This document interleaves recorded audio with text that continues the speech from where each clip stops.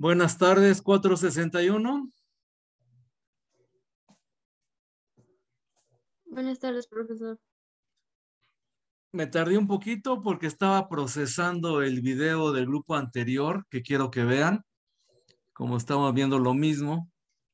Entonces, por eso les mandé un mensaje hace rato, que me esperaran 10 minutitos nada más. Ya está el video listo. Entonces, vamos a irnos. Si digo 451, es para ustedes también 461, por favor. Entonces, bueno, esto es de hace un momento, esta clase. Corre video. A ver, déjenme. Ah, pero no he compartido el audio. Listo, ahora sí ya. Estoy compartiendo audio. Vamos a ver el volumen, cómo lo tengo. Tengo buen volumen. Ok. Corre video. Buenas tardes. Buenas tardes. Ya estamos aquí después del puentecito. Me imagino que tienen las pilas recargadas. Ahorita me tardé un poco en entrar porque estaba checando el último video. Estábamos viendo el documento de las fuentes de energía. Entonces, antes de empezar a ver eso, vámonos al Classroom. Aquí ya tengo los videos, pero hoy no vamos a ver video. Hoy va a ser clase en vivo. Vámonos aquí a su Classroom. Vámonos al vínculo. Esto es lo que estábamos viendo. Lo último que vimos fue lo de las fuentes de energía. Vimos el de las hélices. Eso fue lo último que vimos. Y seguíamos con centrales solares fotovoltaicas. Sigo admitiendo. De todos modos, antes de seguir leyendo aquí, vámonos al programa de la materia. Ya me regresé aquí, perdón. Entonces, vámonos aquí al programa para que veamos dónde vamos. Aquí en novedades. Vámonos al programa de la materia. ¿Dónde está? Aquí está.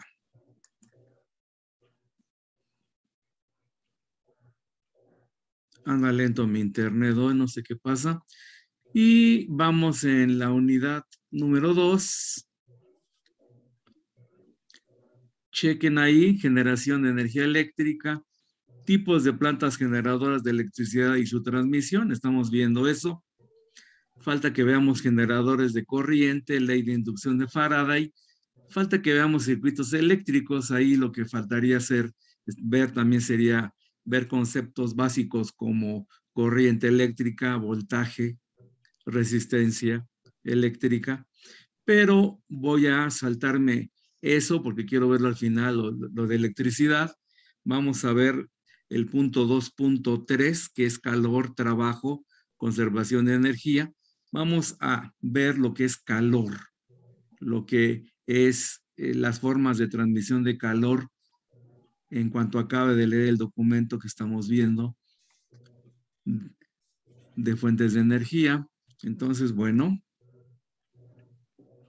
vámonos aquí entonces para leer lo que falta. Centrales solares fotovoltaicas, ahí está, estas granjas de centrales que se ubican pues evidentemente en lugares donde hay mucho sol. Aquí en la República Mexicana, en los desiertos, en el norte, hay zonas donde hay muchos receptores de estos, ¿no? De energía solar. Leo. Las centrales solares fotovoltaicas realizan una conversión directa de la energía solar en energía eléctrica. Existen materiales que presentan la propiedad de emitir electrones cuando la luz incide sobre ellos, provocando una circulación de cargas eléctricas que constituye una corriente eléctrica, el efecto fotoeléctrico. Estos materiales se emplean para construir células fotovoltaicas. Un panel solar está formado por varias de estas células fotovoltaicas. A ver, déjenme levantar aquí porque me está estorbando un anuncio, ¿ok? Luego dice, la corriente eléctrica generada por los paneles fotovoltaicos puede consumirse en el momento o acumularse en un sistema de baterías. Se puede almacenar. Así se puede disponer de la energía eléctrica fuera de las horas de sol. Para mejorar el rendimiento de los paneles fotovoltaicos, estos suelen colocarse sobre un elemento que se orienta con el sol, siguiendo su trayectoria desde el amanecer hasta el anochecer, con el fin de que los rayos siempre incidan perpendicularmente al panel, o sea, que se aproveche mejor la luz solar. Siempre se enfocan. El principal inconveniente de la energía solar fotovoltaica es que la electricidad producida por cada célula es muy baja, de forma que para obtener una cantidad de energía eléctrica razonable se requiere de enormes áreas de paneles solares. O sea, se necesitan muchos paneles y pues evidentemente se necesita espacio, ¿verdad? Y aquí están las imágenes, ¿no? De estas granjas, ¿no? De paneles, que son cientos o hasta miles. Ahí está el esquema del lado izquierdo y una foto del lado derecho. Bueno, seguimos. Centrales térmicas solares. Las centrales térmicas solares no realizan conversión directa de energía solar a energía eléctrica, sino que operan de forma parecida a las centrales térmicas de combustibles fósiles. Su funcionamiento es el siguiente. La luz se refleja en un conjunto de espejos orientados, heliostatos, para concentrar la luz reflejada hacia una caldera. O sea, la luz se refleja para que caliente agua. En la caldera se calienta agua hasta convertirse en vapor que se dirige hacia unas turbinas. De nuevo, un generador conectado a las turbinas convierte la energía mecánica en energía eléctrica. Luego, la energía eléctrica se distribuye por los tendidos eléctricos, como en los otros casos. Bueno, aquí es diferente el sistema. La gran ventaja de las centrales térmicas solares es que no requieren de fuentes de energía no renovables, combustibles fósiles, petróleo, gas, y no contaminan. El mayor problema es su baja eficiencia, ya que proporcionan menos energía que una central térmica. Además, existe un condicionante geográfico acusado, pues solo son rentables en regiones soleadas durante la mayor parte del año. Bueno, aquí está otro tipo de fuente de energía, ¿no? Esta sí, francamente, no tengo idea si tengamos aquí en México. Centrales geotérmicas, aquí sí tenemos. En algunas regiones del mundo, Islandia, Nueva Zelanda, etcétera, existen zonas de elevada actividad volcánica, donde la temperatura que alcanzan ciertas masas de rocas cercanas a la corteza terrestre puede llegar a ser elevada. Las centrales geotérmicas aprovechan dicho calor para hacer circular agua por medio de turbinas.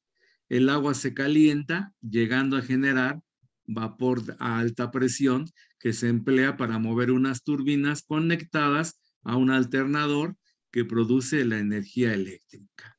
Y bueno, aquí estamos aprovechando pues el interior de la Tierra, ¿no? Que está calentando el agua y bueno, eso es lo que ayuda a generar la energía eléctrica.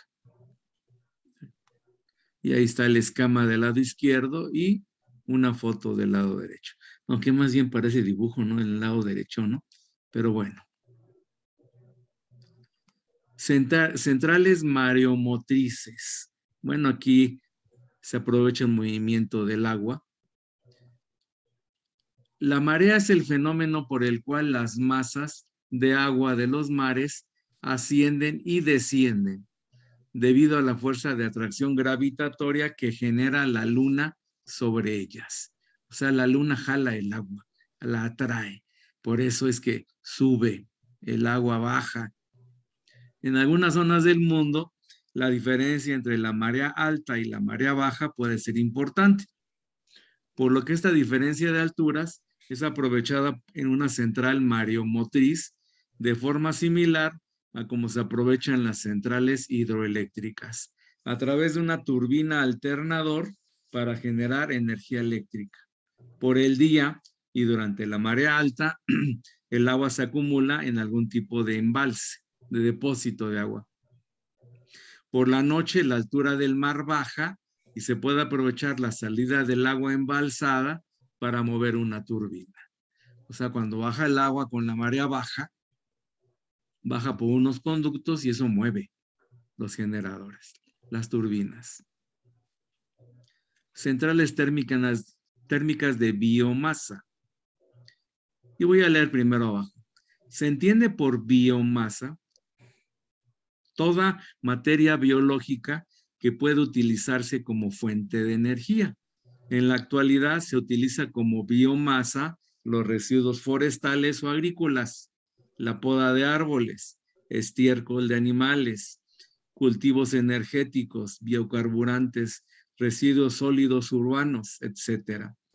La biomasa se puede como combustible en centrales térmicas de biomasa que funcionan de forma idéntica a las centrales térmicas de combustibles fósiles. Pues aquí aprovechamos desechos principalmente. Y bueno, ahí están los esquemas y la foto. Aquí en México creo que ya hay gente que aprovecha biomasa para hacer energía. Muy bien. Y aquí aparecen una serie de preguntas. Entonces, a ver, atención. Estuve leyendo el documento hace rato y se me ocurrió lo siguiente. Como no quiero que se estén peleando, como siempre, por participaciones y sean siempre los mismos, entonces van a resolverme este cuestionario. Son varias preguntas, lo van a responder en su cuaderno y me lo van a mandar a mi correo resuelto y tienen el día de hoy para contestarlo. Y es para participación. Vamos a ver, por ejemplo, las preguntas del principio. Dice, identifica las fuentes de energía que emplean las siguientes centrales o sistemas de producción de energía eléctrica. Indica si también la central eléctrica es renovable, no renovable, convencional o alternativa. Bueno, central nuclear. ¿Cuál es la fuente de energía? Pues son el plutonio, el uranio enriquecido y son como sea renovables y son convencionales. Deben de leer el documento. O sea, son varias respuestas cortas, pero son varias. La central eólica, por ejemplo, eso es renovable, evidentemente. La fuente de energía es el sol y es una fuente alternativa. Entonces, recuerden, toda esta información viene aquí arriba en el mismo documento. Entonces van a tener que leer un poco para poder contestar. No es obligatorio porque es opcional, es para participaciones. Van a tener que leer el documento para contestar las preguntas.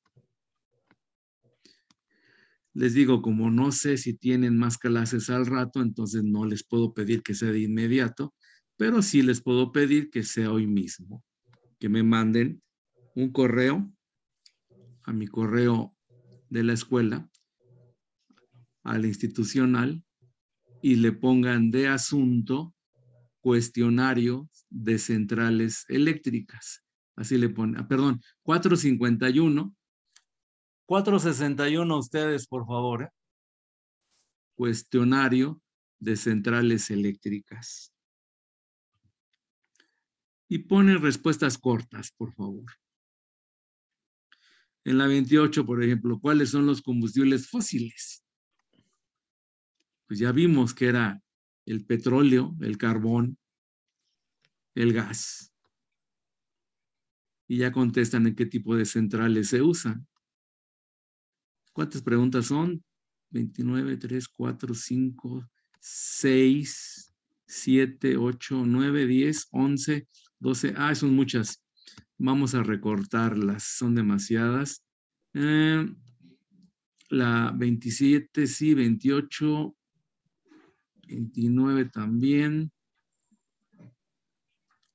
30, 31 y 32. Hasta la 32.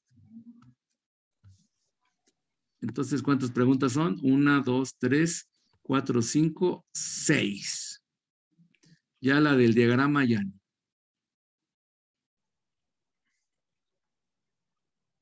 Sí, porque son demasiadas y en la mera verdad tampoco se trata, ¿no? De que estén tanto tiempo, ¿no? Porque sí, son muchas preguntas, francamente.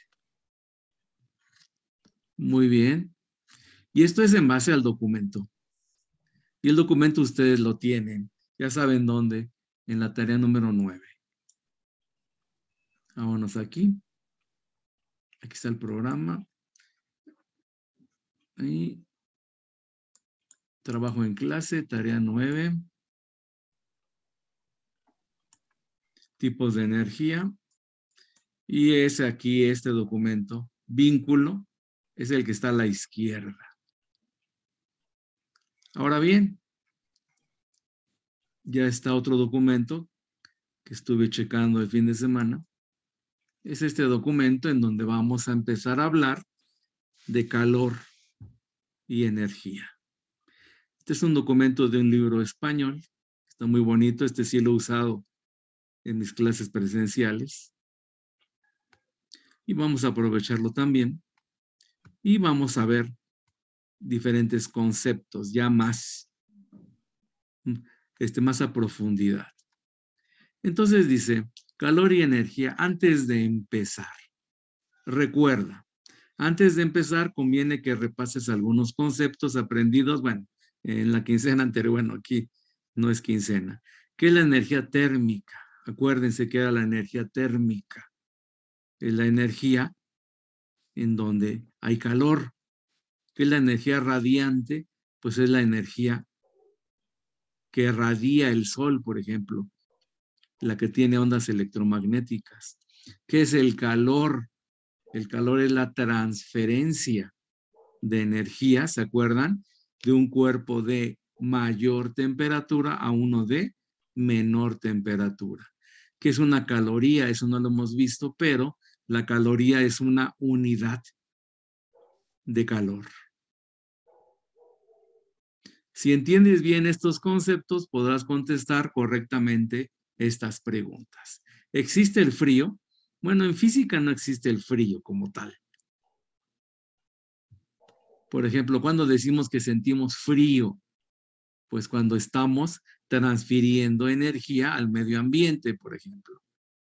Cuando la temperatura del medio ambiente es menor a la nuestra, entonces nosotros, como tenemos mayor temperatura, le estamos transfiriendo energía al medio ambiente. Y eso es lo que decimos que es el frío. ¿Qué hacemos para evitar eso? Pues nos ponemos ropa que nos aísle, que evite esa transferencia de energía de nuestro cuerpo al medio ambiente. Dice, elige la respuesta a cada pregunta. ¿Por qué ciertos objetos están fríos al tacto?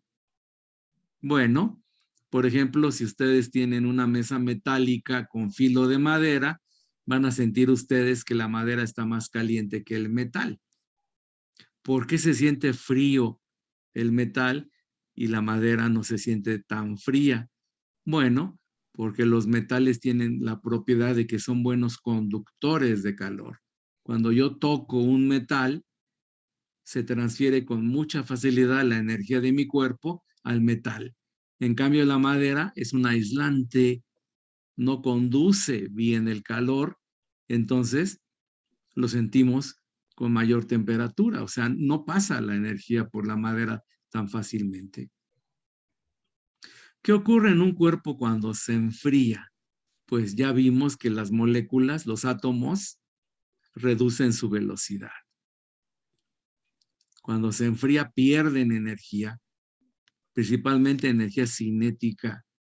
Las moléculas, que son conjuntos de átomos, o los átomos solos, van reduciendo su velocidad. Y recuerden que mencionamos que la temperatura tiene que ver con la velocidad de las moléculas. Mientras más rápido se muevan las moléculas y los átomos, decimos que tienen más temperatura.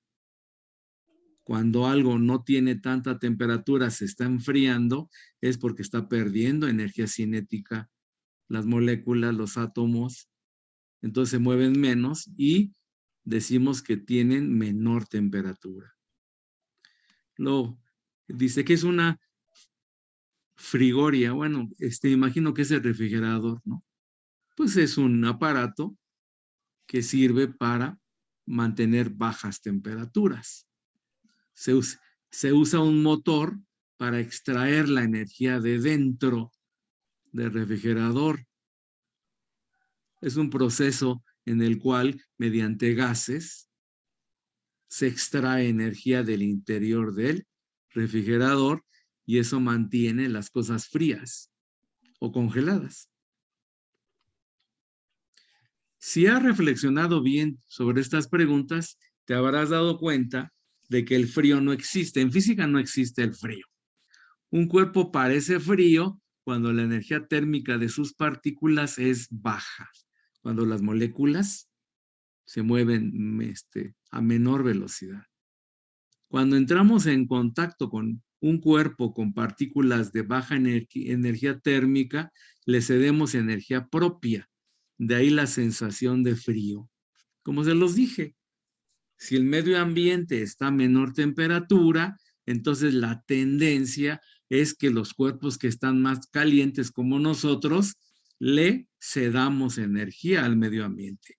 Le transfiramos energía al medio ambiente. El calor va de mi cuerpo al medio ambiente. Y eso es una sensación de frío. Así le decimos. La frigoria no es más que la pérdida de una caloría. Ah, aquí es el término. La frigoria no es más que la pérdida de una caloría. Yo pensé que era el refrigerador. Entonces, bueno, si perdemos una caloría es una frigoria. Miren, siempre aprende algo uno nuevo. Y esto no lo había leído yo. Siempre me saltaba aquí. Aclarando conceptos. Temperatura y energía térmica. Ya sabemos que la energía térmica se debe al movimiento de las partículas que forman la materia y que la temperatura es una propiedad medida por los termómetros que permiten diferenciar cuerpos calientes y fríos. ¿Qué relación hay entre estas magnitudes? Bueno, fijémonos en la escena de la derecha y tratemos de contestarnos las siguientes preguntas. ¿Tienen todas las partículas del gas la misma energía? ¿Qué ocurre después de subir o bajar la temperatura? Arrastrando el punto rojo en las partículas del gas. Reflexionando, sacarás las siguientes conclusiones. Bueno, aquí tenemos una ilustración del lado derecho y se están moviendo las moléculas al azar en todas direcciones. Y se ve que las flechas son cortitas. Eso significa que tienen baja velocidad. Entonces la temperatura es baja. Y en la parte de abajo, las moléculas, los átomos se mueven a mayor velocidad, al azar también, pero con mayor velocidad, y decimos que la temperatura es alta. Y lo que está del lado derecho son termómetros, evidentemente. A una temperatura determinada, las partículas de un cuerpo tienen diferentes energías, se mueven a diferentes velocidades. Se mueven en diferente velocidad y además chocan entre ellas o con las paredes del recipiente. Cuando la temperatura asciende, el conjunto de las partículas se mueve más rápido, tienen más energía, aunque algunas pueden seguir siendo muy lentas. Cuando calentamos algo, le estamos inyectando energía a las moléculas, a los átomos, y eso es energía cinética, entonces empiezan a mover más rápido. Cuando la temperatura desciende, el conjunto de las partículas se mueve más lentamente, tienen menos energía, aunque algunas se muevan algo más rápidamente. Estas ideas son ciertas independientemente del número de partículas. Bueno, esta es una teoría que se conoce como teoría cinético-molecular. Es una teoría que tiene que ver con el movimiento de las moléculas. Si se mueven más rápidos, hay más temperatura. Si se mueve más lento, hay menos temperatura. En la escena observamos un gas encerrado en un recipiente y un termómetro que nos marca su temperatura. Cada partícula del gas va acompañada de su vector velocidad correspondiente. Cuando la velocidad es pequeña, los vectores velocidad adquieren la forma de letras V, indicando la dirección del movimiento. ¿Dónde está? Pues aquí no está la V. Bueno. Obviamente, si la temperatura y por lo tanto la velocidad media de las partículas es alta, los choques de las partículas con las paredes son más violentos y el gas ejercerá más presión. Aunque no podamos medir directamente la velocidad de las partículas, su presión y la temperatura son sus indicadores macroscópicos. Bueno, ¿qué pasa? Si yo tengo un recipiente con gas, pues el gas está chocando, las partículas del gas chocan contra las paredes del recipiente que lo contiene. Si yo caliento ese recipiente, ¿qué va a pasar? Pues las moléculas se van a mover más rápido. Pero ¿qué sucede? Cuando se mueven más rápido, chocan más violentamente contra las paredes. Es una fuerza que se está aplicando a una superficie, las paredes del recipiente. Bueno, a una fuerza que se aplica a una superficie se le conoce como presión. Es como una olla express. Si ustedes meten agua, la cierran, la sellan y calientan, pues las moléculas de agua se convierten en vapor y mientras más y más se caliente ese vapor, más rápido se mueven las moléculas y más golpean las paredes de la olla express. Y eso se traduce en una mayor presión. Y evidentemente ustedes han visto, ¿no? Que cuando ya está muy caliente, se empieza a salir el gas por la salida de emergencia que tienen arribita, ¿verdad? Y si nos descuidamos, hasta puede explotar, ¿verdad? Porque la presión sería demasiada en cierto momento. Muy bien. Ejercicios resueltos, eso no los vamos a ver ahorita. Calor y energía. Calor y energía térmica. Cuando un cuerpo aumenta su energía térmica, se está calentando, es decir, recibiendo calor. Cuando un cuerpo aumenta su energía térmica, algo está provocando que aumente esa energía térmica. Esa es una transferencia de calor. Alguien le está transfiriendo energía, por lo tanto está recibiendo calor. Recuerden que eso es el calor, la transferencia de energía. Cuando un cuerpo disminuye su energía térmica, se está enfriando, es decir, perdiendo calor. Ahora es al revés, se transfiere la energía del cuerpo hacia afuera. De esta forma, el calor no es más que una forma de denominar a los aumentos y pérdidas de energía térmica. El calor puede provenir de una conversión de una energía en otra. En la escena de la derecha, el calor proviene de la energía química. Vamos a ver, por combustión. A medida que pasa el tiempo, la energía producida por el mechero, está un mechero abajo, es absorbida como calor. O sea, un mechero puede ser de gas. Entonces estamos convirtiendo la energía química interna del gas, la estamos convirtiendo en calor. Estamos transfiriendo esa energía al líquido que está arriba, invirtiéndose en aumentar la energía térmica. Es gas, la energía térmica del gas. Y por tanto, su energía térmica media que se reflejará en un aumento de la temperatura observable. O sea, tenemos el mechero calentando gas y el gas se empieza a mover más y más y más. Las moléculas se mueven más rápido, chocan más veces con las paredes del recipiente y aumenta la presión. En esta escena utilizamos unidades arbitrarias de calor y energía media, porque dado el gran número de partículas que componen el gas, la energía por partícula es tan pequeña que no resulta interesante medirla en unidades del sistema internacional.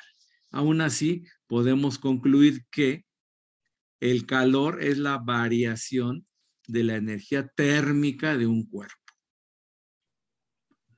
Por lo tanto, el calor no es una magnitud independiente que se pueda almacenar en los cuerpos. La magnitud que aumenta o disminuye en su cuerpo es la energía térmica y estas variaciones se reflejarán en la variación de temperatura. El calor no es algo físico. Recuerden, el calor es una transferencia de energía. Más adelante veremos una excepción, un caso en que la absorción de energía en forma de calor no produce una variación de temperatura, aunque sí se traduzca en una variación de la energía interna de un cuerpo. Otro aspecto interesante que debemos señalar es la dificultad de medir la energía térmica media de las partículas de un cuerpo de forma directa. Para poder medirla de alguna forma necesitamos recurrir a alguna propiedad macroscópica relacionada con ella, como la longitud de la columna de mercurio de un termómetro. O sea, ¿qué tenemos que hacer para medir temperatura? Usar alguna propiedad. En el termómetro, ¿qué propiedad se usa? Pues el mercurio es un metal, pero ¿qué sucede cuando se calienta o se enfría? Pues cambia su volumen. Cuando se calienta, se dilata, aumenta su tamaño. Cuando se enfría, se contrae. Se reduce su volumen, su tamaño. Entonces vamos a aprovechar esa propiedad del mercurio que es la dilatación. Muy bien, las preguntas esas hasta después. Calor y energía. Calor y temperatura. A final de cuentas, no es lo mismo calor que temperatura. Calor es la transferencia de energía y temperatura va a tener que ver con el movimiento de las moléculas, con la energía cinética. Aunque en un apartado posterior estudiaremos con algún detalle las escalas termométricas, ya veremos las escalas, ya estamos lo suficientemente familiarizados con el termómetro como para poder entender su uso como instrumento de medida del calor ganado o perdido por un cuerpo. En la escena de la derecha, calentamos un recipiente con una cantidad medida de agua. Si registramos la temperatura en diferentes momentos, podemos obtener una curva de calentamiento, como la que observamos en la parte inferior. En la gráfica resulta evidente que en el tramo de temperaturas observado, la temperatura varía proporcionalmente con el tiempo. O sea, se ve una recta. Cuando se ve una recta, ¿qué significa eso?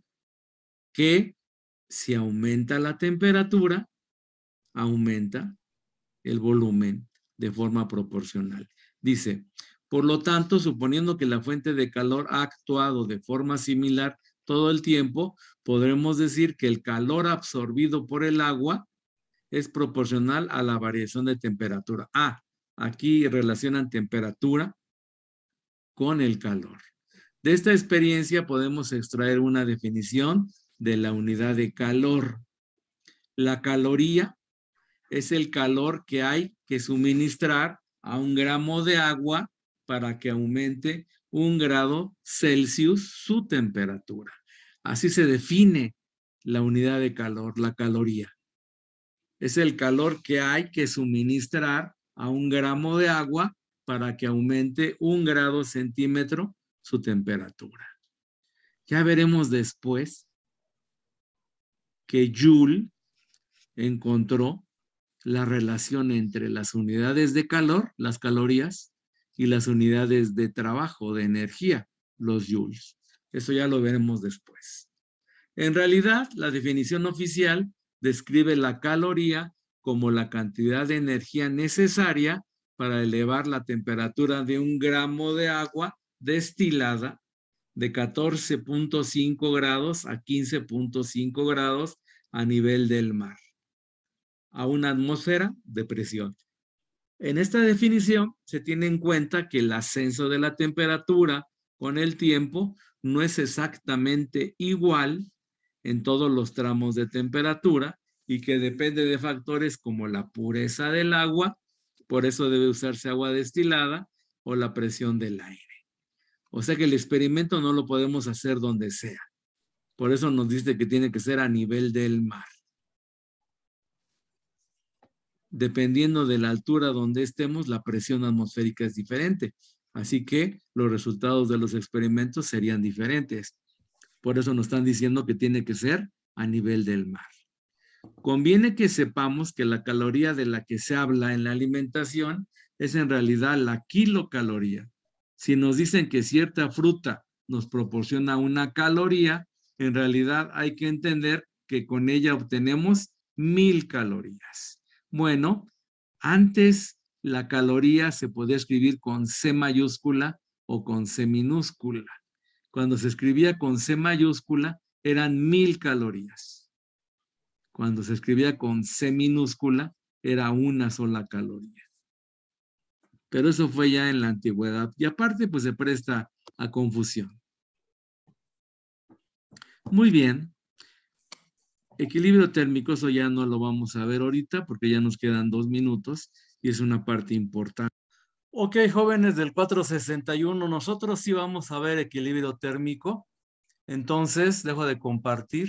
Nos quedan ya 1 minuto y medio de tiempo de Zoom. Entonces, nos salimos, regresamos en 4 minutos en lo que proceso este video y vamos a seguir nosotros con el documento. Así que regresamos en 4 o 5 minutos. Gracias.